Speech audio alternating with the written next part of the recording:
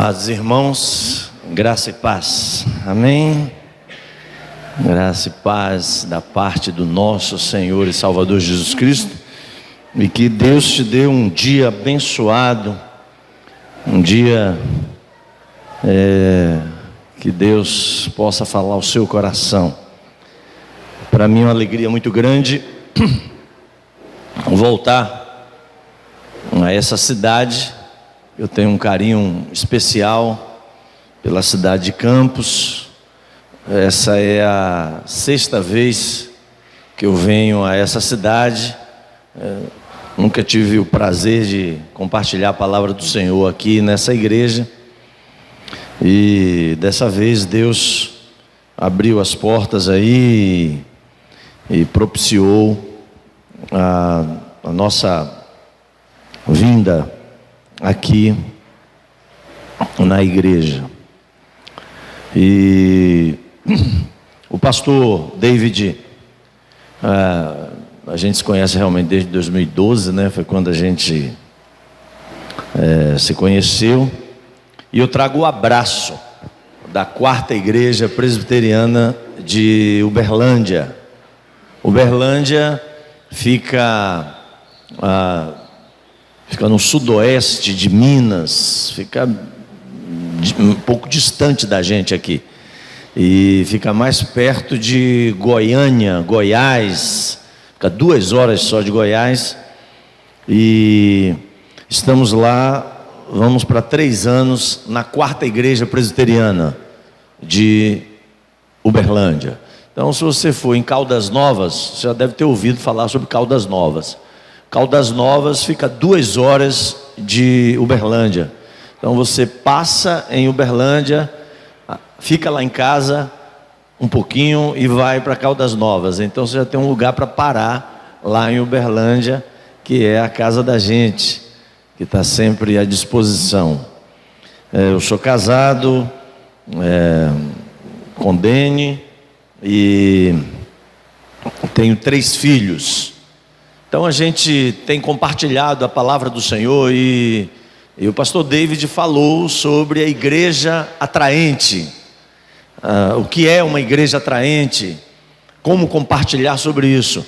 Então nós vamos ministrar hoje, durante o dia todo, sobre essa igreja atraente. E Deus colocou no meu coração um texto para compartilhar com os irmãos sobre qual o plano de Jesus para que a igreja seja uma igreja atraente. Será que Jesus tem um plano para a igreja? Será que Jesus pensa ou pensou em fazer da igreja uma igreja atraente? Com certeza sim. E esse plano está na Bíblia. E eu queria compartilhar o plano de Jesus para a igreja local, para que a igreja seja uma igreja atraente. Eu não sei se... Não tem. Eu pensei que o texto estava ali, mas vamos abrir a palavra do Senhor no livro de Efésios, capítulo 4, Efésios 4, do versículo 7 ao versículo 16. Efésios 4, do versículo 7 ao versículo 16.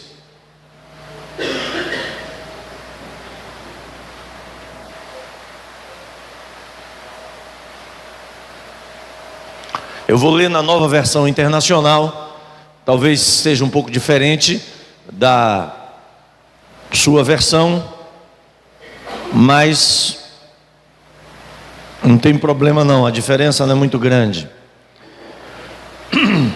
Diz assim a palavra do Senhor: e a cada um de nós foi concedida a graça conforme a medida repartida por Cristo.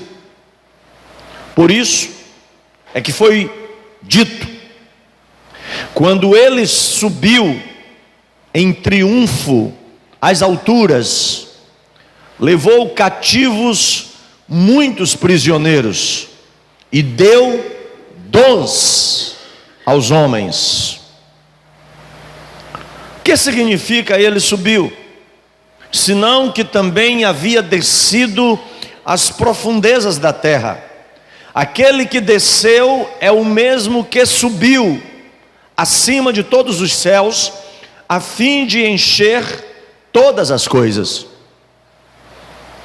E ele designou alguns para apóstolos, outros para profetas, outros para evangelistas e outros para pastores e mestres, com o fim de preparar os santos para a obra do ministério, para que o corpo de Cristo seja edificado, até que todos alcancemos a unidade da fé e do conhecimento do Filho de Deus, e cheguemos à maturidade, atingindo a medida da plenitude de Cristo. O propósito é que não sejamos mais como crianças, levados de um lado para o outro pelas ondas, nem jogados para cá e para lá por todo vento de doutrina e pela astúcia e esperteza dos homens que induzem ao erro. Antes, seguindo a verdade em amor, cresçamos em tudo naquele que é a cabeça, Cristo. Dele, todo o corpo ajustado e unido pelo auxílio de todas as juntas, cresce e edifica-se a si mesmo em amor, na medida em que cada parte realiza a sua função. Amém? Você deixa a Bíblia aberta nesse texto enquanto nós vamos orar. Queria que você estivesse orando aí, pedindo a Deus uma palavra para a sua vida, para o seu coração. Diga assim: Deus, fala comigo. É uma oração muito simples, né? Vamos fechar os olhos e vamos orar, vamos falar com o Senhor, vamos nos concentrar em Deus. Oremos ao Senhor.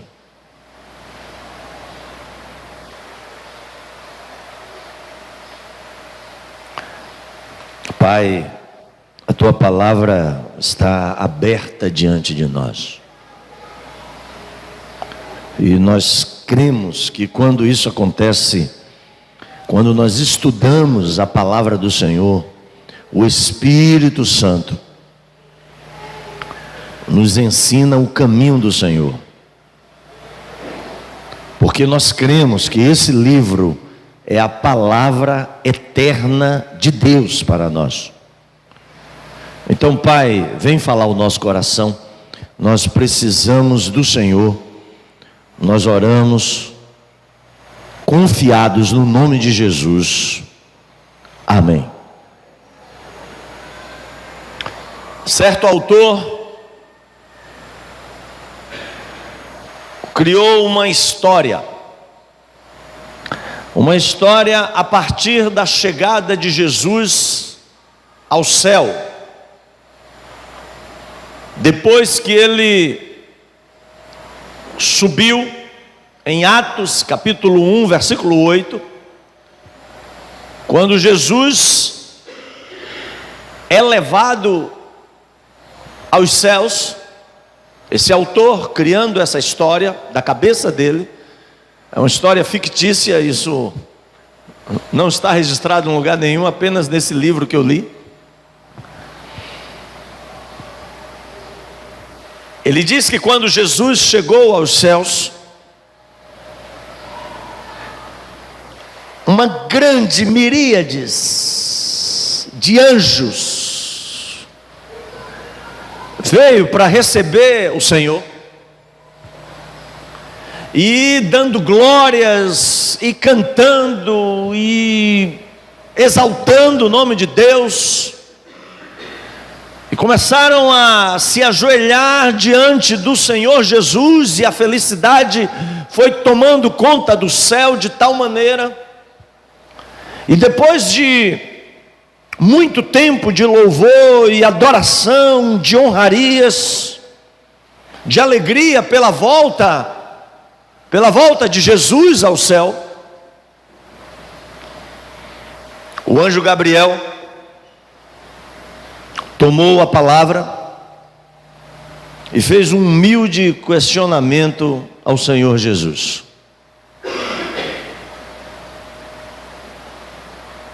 E Gabriel disse assim: Senhor, nós vimos tudo o que aconteceu antes do Senhor subir. Nós vimos a recomendação que o Senhor fez àqueles homens que andavam com o Senhor, de serem suas testemunhas até os confins da terra. Nós vimos isso. E com um profundo ar de preocupação, Gabriel completou as suas palavras e chegou humildemente para o Senhor e perguntou assim: Senhor, e se eles falharem? O Senhor não tem outro plano? E aí o Senhor Jesus, de maneira direta e simples, falou para Gabriel: não tenho outro plano. Meu único plano é eles. Eu não tenho outro plano. O único plano que eu tenho são eles. O plano de Jesus. Qual o plano de Jesus? O plano de Jesus passa por você e passa por mim. O plano de Jesus tem a ver com os discípulos de Jesus. Esse é o plano de Jesus para o mundo. Quando Jesus, em Atos 1, capítulo 8, disse que nós seríamos testemunhas de Jesus até os confins da terra. Na mente dele, na mente do Senhor Jesus, era que cada um de nós, como seus discípulos, executássemos o plano dele para a vida da igreja, o plano dele para transformar o mundo, o plano dele para trazer um impacto poderoso no mundo e na sociedade. E para isso acontecer, para esse plano ser realizado, a Bíblia diz que Deus colocou dentro de cada um de nós duas coisas.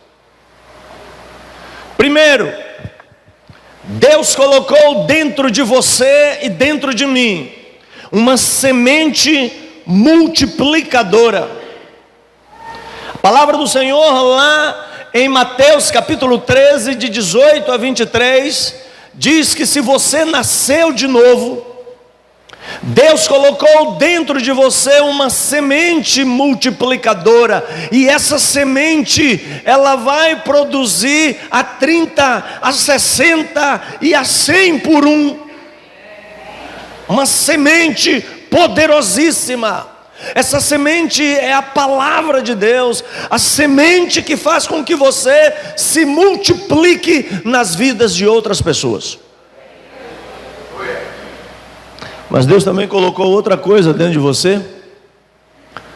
Em 1 João capítulo 2, versículos 26 e 27, fala que Deus colocou dentro de você uma unção a unção do Espírito.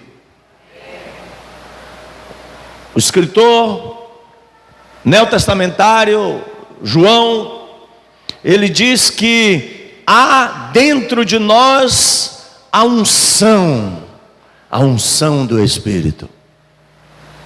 A unção. Além da semente, Deus colocou uma unção. E João diz assim: ninguém precisa ensinar nada para vocês, porque a unção que vem de Deus, essa unção que foi colocada em nós, nos ensina todas as coisas. Já pensou? Há uma semente dentro de você, e há uma unção dentro de você. Quando eu treinava os meus líderes de célula, eu falava para eles sobre isso. Deus colocou dentro de você uma semente para você se multiplicar, para você se multiplicar nas vidas de outras pessoas. Mas também Deus colocou dentro de você uma unção, e essa unção vai capacitar você a realizar grandes coisas. A mesma unção que há em mim, há em você. Não existe uma unção diferente em mim e uma unção, outra unção em você. Não, nós temos a mesma unção. E era interessante que eu falava para eles: quando manifestar algum demônio, algum espírito maligno, não chame o pastor, porque dentro de você tem a mesma unção que tem em mim. Não me chame, porque a mesma unção. Eu não sou melhor do que você, eu não sou diferente de você, Deus não me deu nada diferente de você. Não, o que Deus deu para mim, deu para você. O que a Bíblia diz é que Ele colocou dentro de mim uma semente multiplicadora. A mesma semente está em você, mas Ele também colocou dentro de mim uma unção poderosa. Essa mesma unção está em você. A unção que dele recebestes, vocês receberam essa unção. É por isso que o plano de Jesus não pode falhar. É por isso que o plano de Jesus tem que dar certo. O plano de Jesus vai dar certo. E o plano de Jesus nesses 2000 anos, desde quando Jesus falou lá em Atos 1:8 até os dias de hoje, esse plano tem dado certo, por causa da semente multiplicadora e por causa da unção do Espírito. Esses dois elementos definem a essência da qualidade de vida que pode surgir dentro da igreja. E eu queria trazer para vocês, a partir do texto lido, o texto de Efésios, qual é esse plano para que a igreja seja uma igreja atraente, para que a igreja seja como um imã poderoso, que vai atrair pessoas até ela, que vai atrair os povos até ela, que vai fazer com que as pessoas venham e queiram e sejam transformadas por esse poder, o poder do Espírito de Deus. O plano de Jesus. Qual é o plano de Jesus para a igreja local? Vamos olhar lá para Efésios. Efésios é uma das cartas mais interessantes e mais diretas, mais claras que existem em todo o Novo Testamento. Efésios traz orientações interessantíssimas para a vida da igreja, orientações doutrinárias, orientações sobre a nova vida em Cristo, orientações sobre a nova humanidade em Cristo, o que é o novo homem em Cristo. Efésios traz orientações sobre a batalha espiritual. Efésios traz orientações sobre a vida de oração da igreja. Efésios traz muitas orientações interessantes, e para mim, o capítulo 4 de Efésios, do versículo 7 até o versículo 16, vai mostrar qual é o plano de Jesus para a igreja local, né? O texto de Efésios 4, 7 a 16 demonstra que Jesus tem um projeto para a igreja, tem uma ideia para a igreja, e em cima dessa ideia que nós vamos trabalhar agora de manhã. Vamos lá. Em primeiro lugar, os versículos 7, 8 e 11. Olhe para o texto bíblico, olhe para aquilo que diz a palavra, e você vai perceber que Jesus, em primeiro lugar, tem um plano baseado em dons espirituais. Um plano baseado em capacitações espirituais. O versículo 7 e o versículo 8 dizem isso, que quando Jesus subiu aos céus, Ele deu dons, Ele distribuiu dons aos homens. Olha o versículo 11 como é interessante. No versículo 11 Paulo diz: e Ele designou alguns para apóstolos, outros para profetas, outros para pastores e evangelistas, outros para mestres. Ele designou, Ele distribuiu dons aos homens. Em primeiro lugar, a primeira estratégia desse plano maravilhoso de Jesus é dar dons, capacitações sobrenaturais a cada um de nós.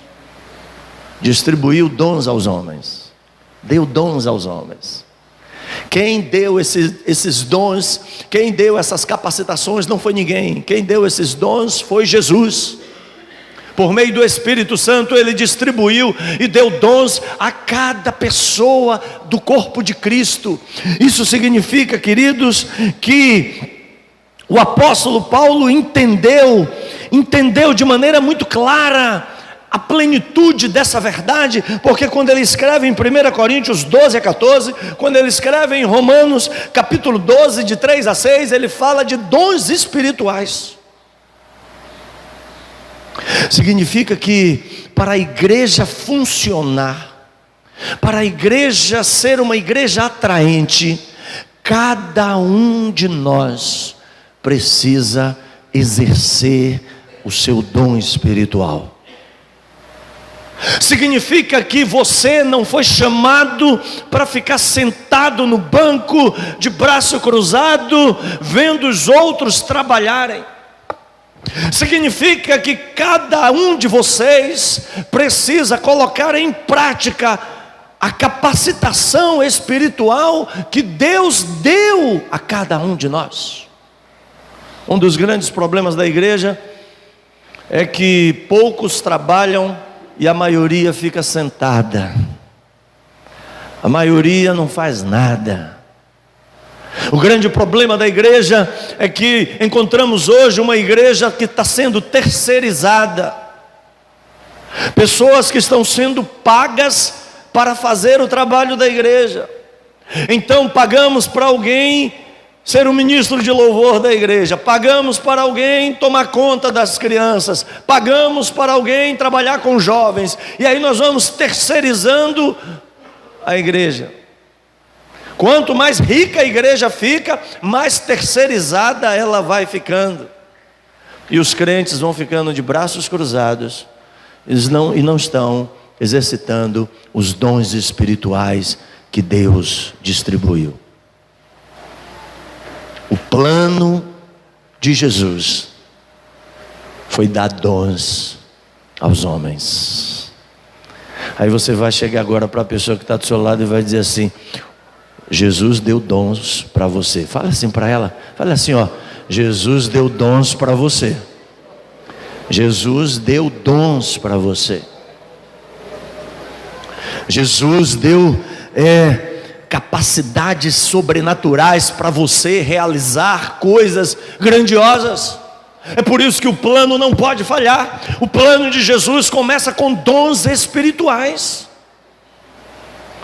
E se você, querido, hoje vive de braço cruzado, saiba que Deus está te chamando para entrar no ministério. Deus está te chamando para exercitar, para colocar em prática os dons que Ele te deu.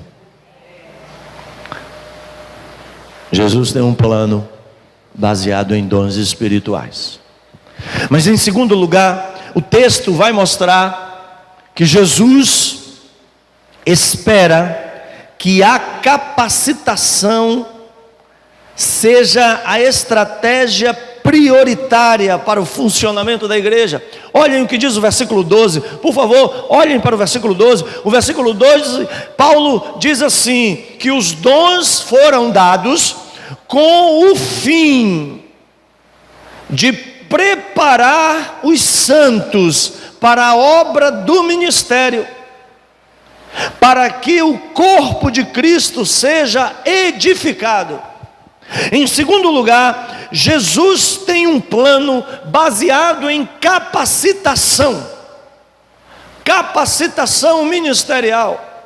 Vejam, queridos, que no versículo 11, se você olhar para o versículo 11, você vai ver dons capacitadores: apóstolos, profetas, pastores, mestres, evangelistas.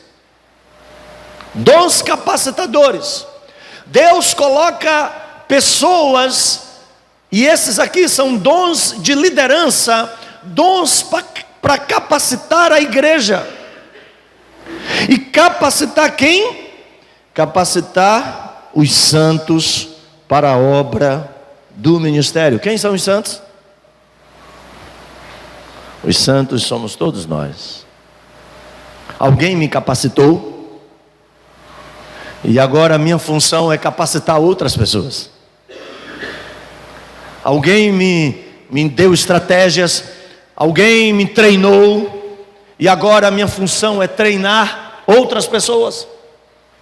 Porque o projeto de Jesus, queridos, para a igreja ser uma igreja atraente, é que a igreja seja capacitada, para que a igreja seja treinada para executar o ministério. Sabem por quê, queridos? Porque o ministério não é de uma pessoa. O ministério dessa igreja não é do pastor David. O ministério dessa igreja é de todos nós, todos que fazem parte dessa igreja. Porque todos precisam ser capacitados para a obra do ministério. É o que diz Efésios. O grande problema é que nós queremos construir a igreja, e hoje tem sido assim. Não sei se vocês passam, se aqui em Campos deve ter, porque isso é um fenômeno geral em todo o Brasil. A gente vê lá, a gente passa na frente de uma igreja e está lá, ministério, aí tem um nome de uma pessoa. E aí tem até a foto, né? Às vezes tem o nome e a foto, né? Já tem alguma... Aqui não precisa dizer não, viu, irmãos? Porque isso é um fenômeno que acontece em vários lugares. Ministério fulano de tal.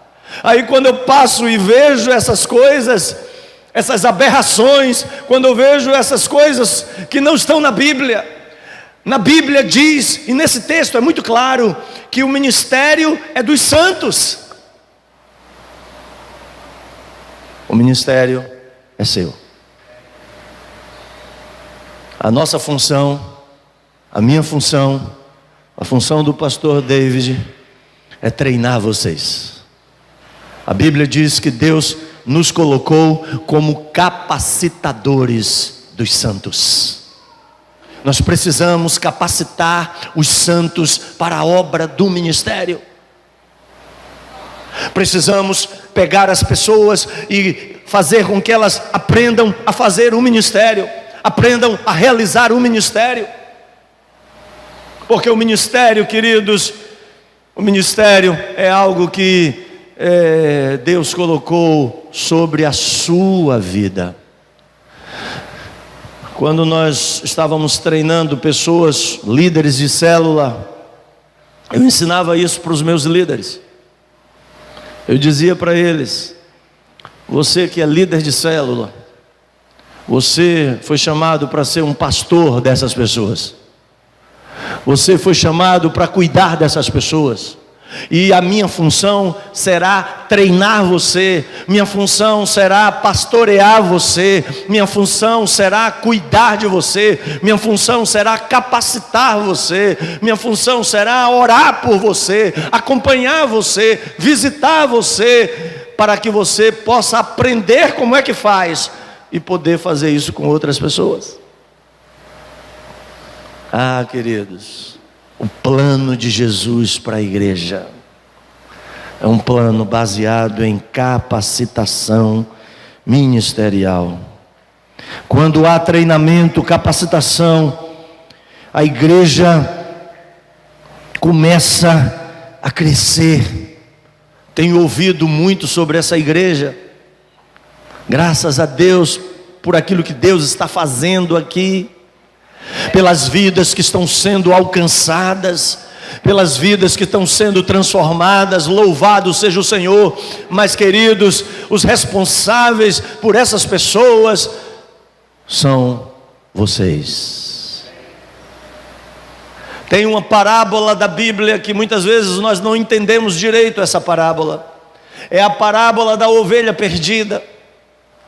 Na parábola da ovelha perdida, às vezes algumas pessoas acham que o pastor que vai atrás da ovelha perdida é a figura que hoje se dá o nome de pastor. Então essa figura que é paga, essa figura que é sustentada, que foi para o seminário, é essa figura que tem que ir atrás da ovelha perdida. Esse é um erro de interpretação claro da parábola, porque aquela figura daquele pastor representa Deus. É Deus que vai atrás do perdido. E Jesus, quando está conversando com os publicanos, os pecadores, as prostitutas, as pessoas que não prestavam daquela sociedade, representava o próprio Deus indo atrás daquelas pessoas.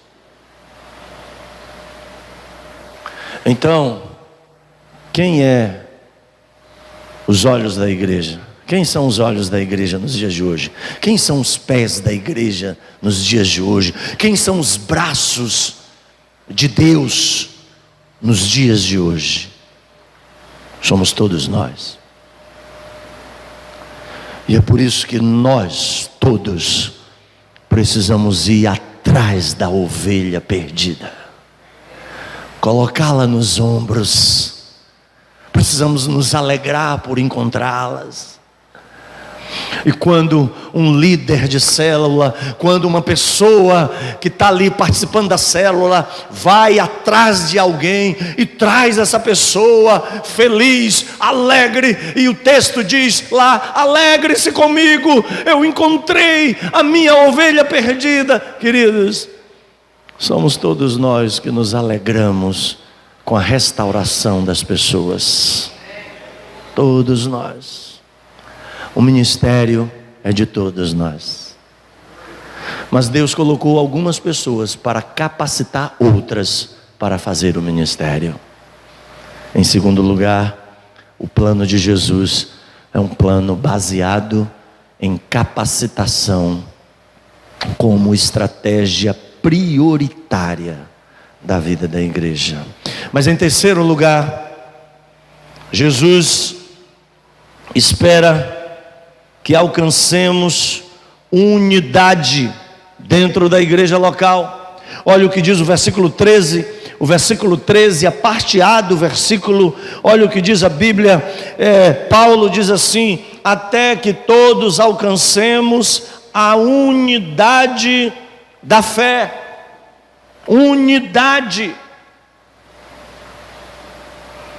Jesus sabia que sem unidade a igreja estaria perdida. Existe um diamante escondido na unidade da igreja. Sem unidade, a igreja fica dividida. Sem unidade, a igreja não sabe para onde vai. Queridos, eu tenho percebido muitas igrejas que têm se dividido, rompido a aliança, por causa do orgulho, por causa da soberba, porque elas não querem ficar juntas. As pessoas não querem ficar juntas. Pessoas desunidas. Unidade. Paulo tem a mesma noção de Cristo quando apela para a unidade da fé da igreja em Efésios capítulo 4, versículo de 1 a 6. Se você olhar aí mais anteriormente, Paulo vai falar da unidade da igreja. Um só Espírito, uma só fé. Somos chamados, queridos, para sermos um corpo que anda em unidade, que anda na mesma visão, que anda no mesmo direcionamento. Uma igreja que não tem unidade, ela é destruída. Uma igreja sem unidade, ela vai acabar. Uma igreja que não quer caminhar diante da direção que Deus está dando, é uma igreja que não vai para frente. E eu conheço muitas dessas igrejas. Já pastoreei algumas dessas igrejas. E é difícil. Recentemente, na última eleição para presidente, eu vi uma igreja que se polarizou, se dividiu por causa dessa política suja desse mundo. Cristãos que começaram a entrar em choque, começaram a brigar, começaram a discutir. Uma igreja rachada, que se dividiu por causa da política desse mundo. Queridos, em nome de Jesus, não podemos quebrar a unidade da igreja por nada, quanto mais por causa dessa política suja que esse mundo tem ensinado para a gente.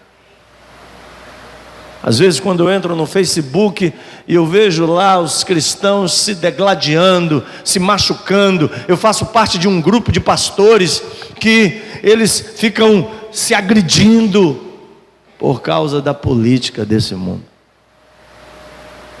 Eu nem comento nada.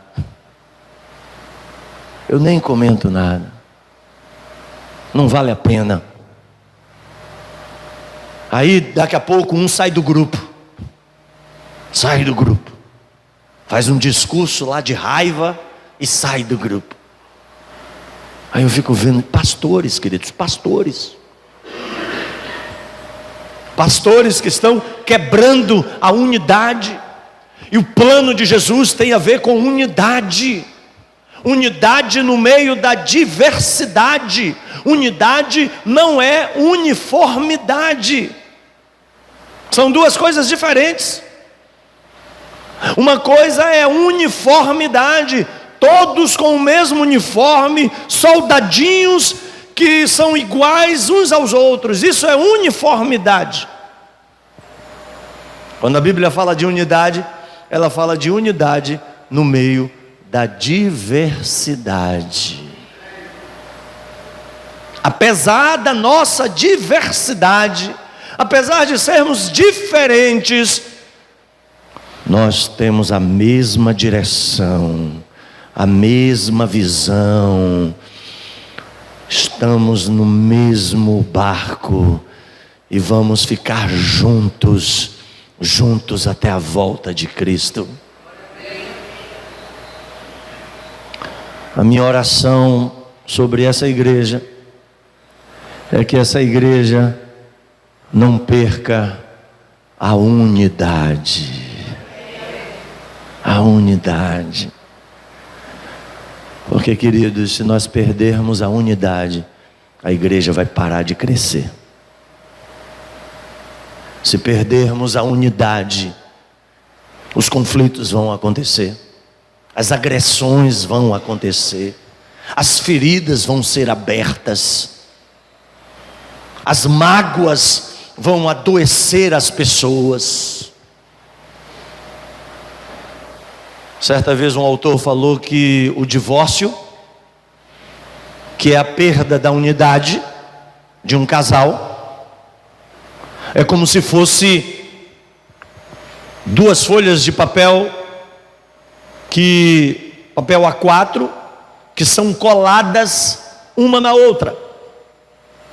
E aí ele disse o seguinte: cole duas folhas de papel A4, uma na outra, e deixe elas juntas por um tempo, pouco tempo.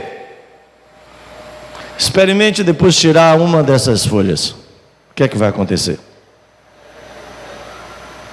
As duas vão ser rasgadas. A perda da unidade é como se você rasgasse as folhas. As pessoas ficam feridas, machucadas, adoecidas. Muita gente abandona Cristo por causa da perda da unidade da igreja. Por isso devemos lutar pela unidade da igreja. Por isso devemos nos humilhar pela unidade da igreja. Por isso devemos abrir mão das nossas intenções, daquilo que a gente acha que é certo, por causa da unidade da igreja. Muitas vezes a unidade da igreja, queridos, não é mantida, sabe por quê? Por causa do orgulho, por causa da soberba, por causa da dura cerviz. E Jesus ensinou isso. Jesus disse que o divórcio só foi permitido por Moisés. E o divórcio é a perda da unidade. O divórcio só foi permitido por Moisés por causa da dureza dos corações dos homens. Corações duros, que não se humilham, não se quebrantam, não se perdoam. Corações duros geram divórcio. Corações duros geram perda da unidade. O plano de Jesus tem a ver com unidade. Basicamente, queridos, porque nós não podemos abrir mão das pessoas. Sabe uma coisa que eu tenho aprendido nesses anos de ministério? Eu estou indo para o meu 27º ano de ministério. É tempo. Eu tenho aprendido que as pessoas são mais importantes do que as coisas. As pessoas são mais importantes do que a visão. Sabia que as pessoas são mais importantes do que a visão? Jesus não morreu por causa da visão. Jesus morreu por causa das pessoas. Jesus não morreu por causa desse prédio. Jesus morreu por causa do ser humano. O ser humano precisa ser amado. E eu vejo que muita falta de unidade na igreja é porque a gente valoriza mais as coisas do que as pessoas. A gente valoriza mais as coisas. Valoriza mais as coisas de Deus. Valoriza mais o prédio. Valoriza mais as questões do que as pessoas. As pessoas valem muito mais. Mas em quarto lugar, queridos, o plano de Jesus. Nos versículos 13 e 14, por favor, olhem para esse texto e vocês vão ver o quarto aspecto do plano de Jesus. Os versículos 13 e 14 falam que Jesus espera que cheguemos à maturidade. A maturidade cristã. Paulo entende a importância de levar a igreja de Éfeso à maturidade. E ele diz: e cheguemos à maturidade. O propósito é que não sejamos mais como crianças, levados por todo o vento de doutrina.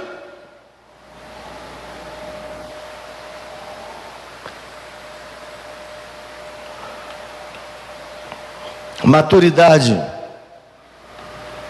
pérola preciosa que muita gente tem deixado de lado na igreja. Pessoas que não são maduras, pessoas que nunca amadurecem, pessoas que nunca crescem, pessoas que estão sempre como crianças e elas ficam como uma folha. Já viu folha ao vento? Jogada para lá, jogada para cá, houve uma doutrina ali, houve outra doutrina aqui, e aí eles ficam para lá e para cá. Já viu esse povo que fica mudando de igreja para igreja? Vento de doutrina, jogando para lá e para cá. Ah, esse povo aqui agora é o povo certo. Daqui a pouco não é mais esse povo que é certo. É o povo daqui que é certo. Ah, não é mais esse povo. E aí vai. Pessoas imaturas. Vocês já viram um anão? Todo mundo já viu, né? Já viu? Qual é o problema do anão? Ele tem uma doença. Qual é o problema do anão? Ele tem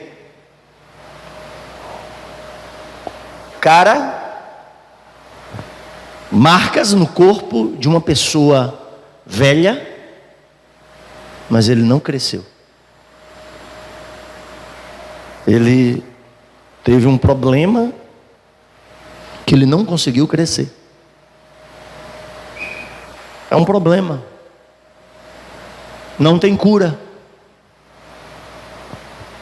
Tem muitos cristãos que são verdadeiros anões. Cara de velho, muito tempo de igreja, mas não cresceu, não amadureceu.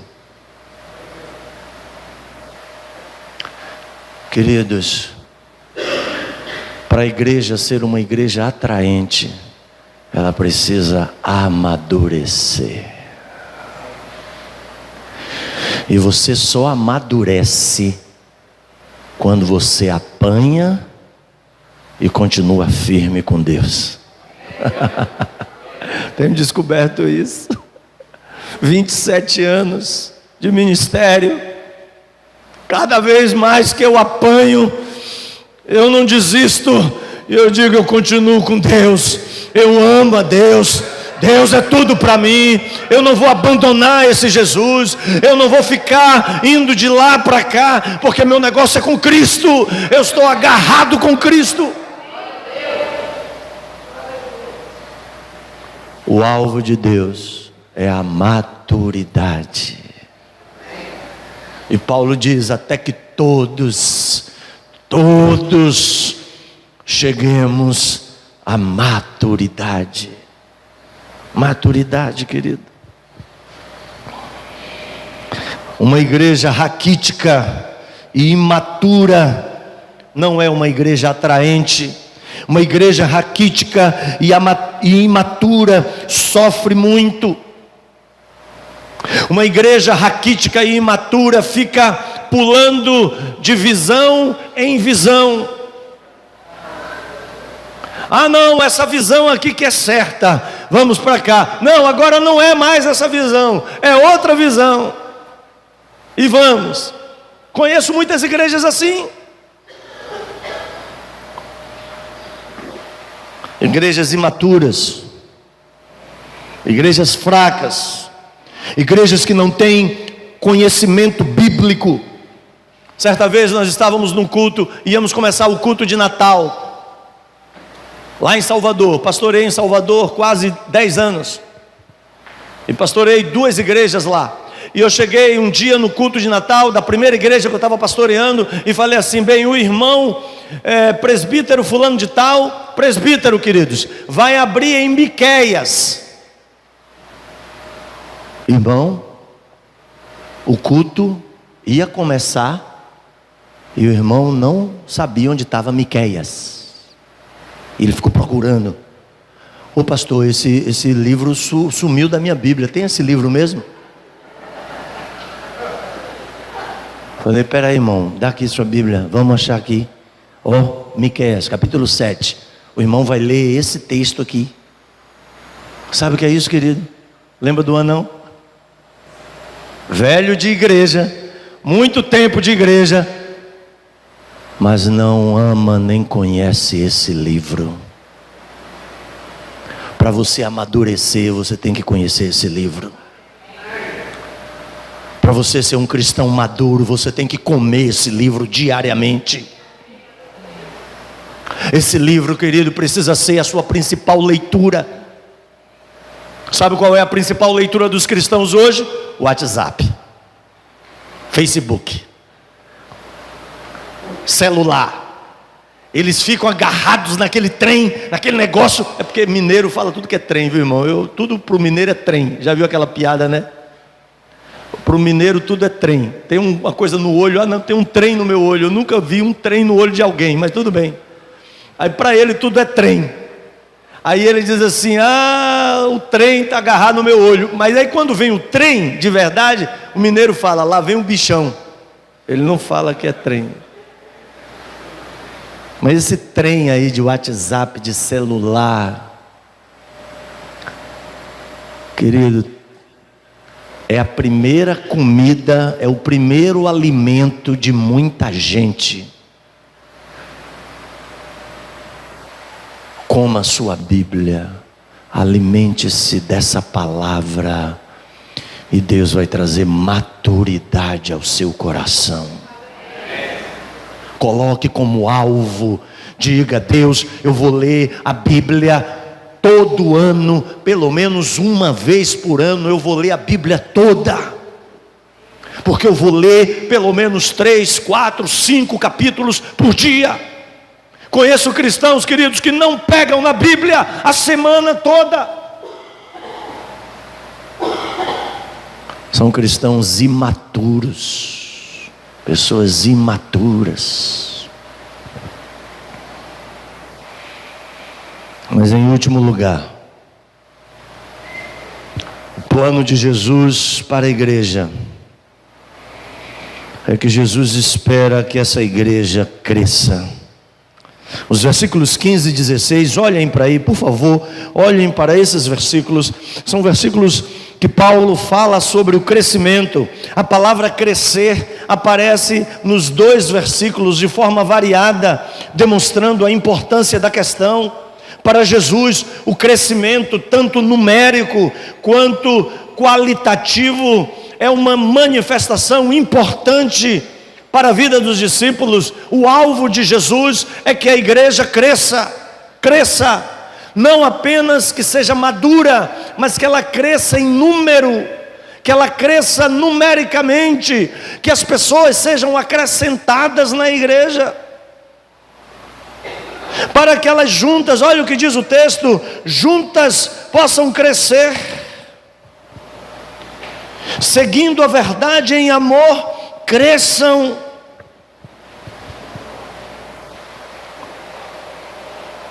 O crescimento da igreja deve ser a partir daquele que é o cabeça, Cristo. A edificação da igreja leva ao crescimento da igreja. Precisamos almejar o crescimento integral da igreja. Crescimento. Hoje eu conversei com um dos líderes aqui de célula, o nome dele? Charles. Falei que esse nome, eu não falei para ele, falei: Charles, seu nome é uma marca registrada, isso não é um nome. Que nome lindo, cara. Que nome, você tem único nesse nome, único. Aí ele riu, né? Eu falei: é isso mesmo, cara. E ele falando para mim da alegria, de como a célula dele tem crescido. E ele falou assim: pastor, eu fui ver o crescimento da minha célula e a gente já está com 28 pessoas, e eu quero crescer com pessoas que ninguém quer. Eu falei: rapaz, glória a Deus. Eu quero ir atrás dos drogados, eu quero ir atrás dos viciados, eu quero que a minha célula cresça.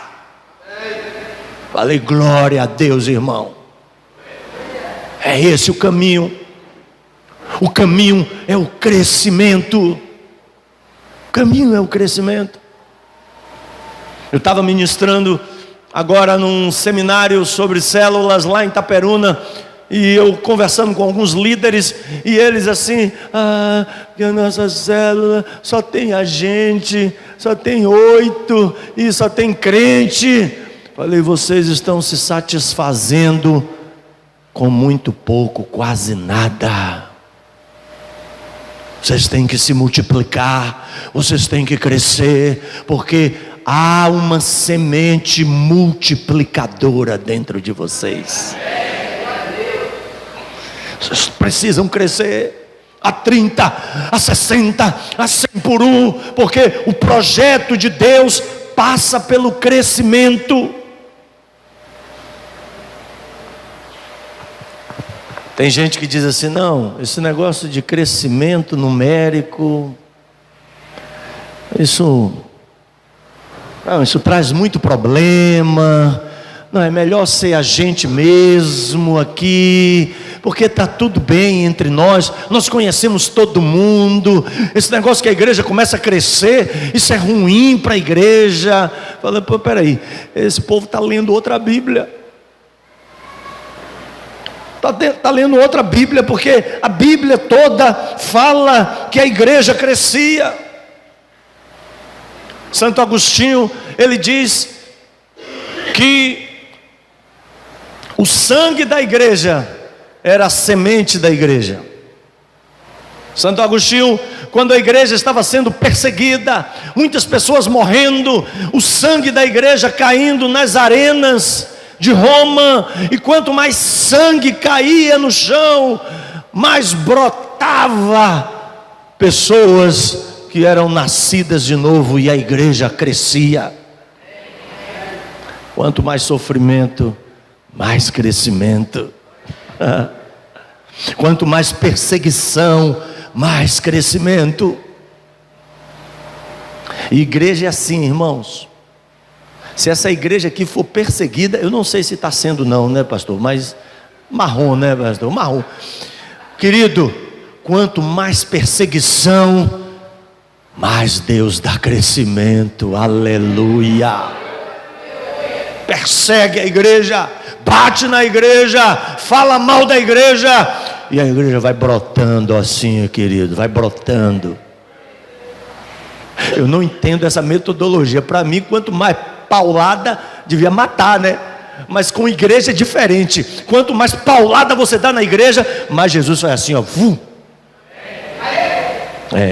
É assim. Tá na Bíblia. Se você ler o livro de Atos dos Apóstolos, você vai ver quanto mais a igreja era perseguida, quanto mais a igreja, os líderes da igreja sendo mortos ao fio da espada, sendo decapitados, sendo crucificados. Já pensou, querido? Um pastor, um líder da igreja ser preso. Que coisa boa. Sabe o que é que vai acontecer com a igreja? A reunião de oração vai, ó. Vamos orar pelo pastor. Vamos orar pelo pastor. O pastor foi preso. Aí a igreja, a reunião de oração, queridos, vem 200 pessoas, 300 pessoas, e Deus vai começar a operar. Não sei se você já deve ter visto o filme Contra Todas as Adversidades, do Ministério de Igreja em Célula. É bom passar esse filme aqui. É um documentário de uns 50 minutos, que fala da igreja evangélica Mizerete, ou Mezerete, lá da Etiópia, a igreja evangélica da Etiópia, uma igreja que tinha 5.000 membros em várias comunidades na Etiópia. E quando o comunismo entrou na Etiópia, quando o comunismo dominou a Etiópia, muitos pastores, missionários foram presos, templos foram fechados. E depois de 10 anos sem a igreja ter um lugar para reunir, a igreja começou a se reunir nas casas. E depois de 10 anos, queridos, 10 anos, a igreja saiu de 5.000 membros para 50.000 membros. É um documentário. Um dia o pastor vai passar esse documentário aqui. A perseguição tirou a igreja dos prédios, dos templos, e levou a igreja para as casas. E a igreja começou a crescer. Começou a crescer. Quando o comunismo saiu da Etiópia, os cultos que começaram a ser triplicados, os prédios começaram a ser aumentados, porque a igreja saiu de 5.000 para 50.000 pessoas. Perseguição é bom para a igreja. Eu vejo alguns pastores, alguns líderes querendo proteger a igreja da perseguição. Não, precisamos lutar contra o governo para a igreja não ser perseguida, precisamos lutar contra os nossos direitos. Eu falo, gente, que esse povo não entende o mecanismo do Novo Testamento. Deixa perseguir a igreja, deixa prender os pastores, os líderes. Eu já falei e falo isso sempre. O dia que o governo brasileiro disser que eu tenho que fazer um casamento homossexual, eu vou dizer que eu não vou fazer. Eu sei que eu vou ser preso, eu vou gostar. Eu vou gostar, porque eu sei que a perseguição vai fazer com que a igreja cresça. Está na Bíblia, não é porque eu estou dizendo isso não, sabe? Está na Bíblia. É que eu não tenho agora um tempo para fazer uma análise aqui de todos os textos de Atos dos Apóstolos sobre o assunto. As pessoas estão te perseguindo no trabalho, as pessoas estão te perseguindo na escola, as pessoas estão falando mal de você por causa do fato de que agora você é um cristão. Seus familiares estão te abandonando porque agora você disse que é um cristão, que ama Jesus. Bom, isso é ótimo, é um sinal que você está no caminho certo. Aleluia! Ah, pastor, eu estava empregado, agora eu não estou mais empregado, porque antes eu mentia, agora eu não minto mais, eu fui mandado embora. Glória a Deus! Glória a Deus! Você está sendo perseguido por causa de Cristo Jesus. E a Bíblia diz: bem-aventurados aqueles que são perseguidos por minha causa. Essas pessoas vão crescer. Essas pessoas vão começar a se multiplicar. E elas vão crescer. Porque o plano de Jesus é o crescimento para a igreja. Queria terminar dizendo que o plano para a transformação do mundo passa pela igreja local. Mas para isso precisamos ser igreja de verdade. Igreja de verdade. Eu não vim aqui trazer para vocês um modelo de igreja para agradar vocês. Eu vim trazer para vocês um modelo de igreja que está na Bíblia.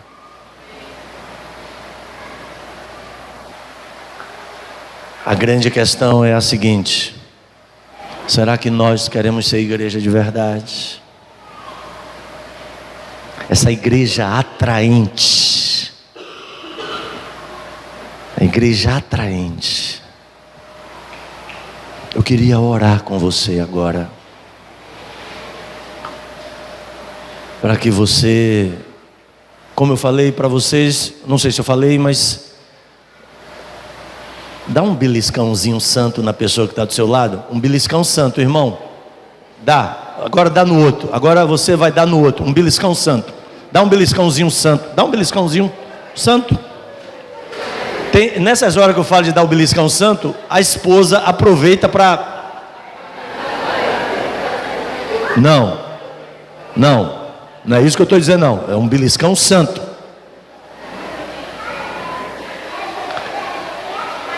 Sabe o que é esse beliscão santo?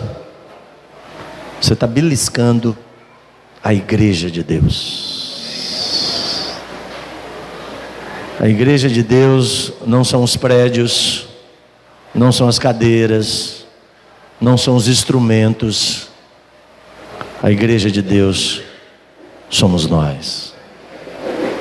Nós somos a igreja. E Deus quer que você seja atraente para as pessoas. Ah, mas estão me perseguindo. Atração produz isso. Primeiro perseguição. Depois eles vão dizer assim: eu quero ser igual a você. Eu quero ser igual a você. Você quer ser uma igreja atraente? Vamos orar? Coloque-se aí diante do Senhor. Não pode ficar sentado. Eu quero que você fique assentado. Assentado. Faz de conta que está você e Deus na sala do trono agora. Só você. Queria que você fizesse silêncio aí agora. Para quem está do seu lado, quem está atrás de você. Queria que ficasse só você com o Senhor.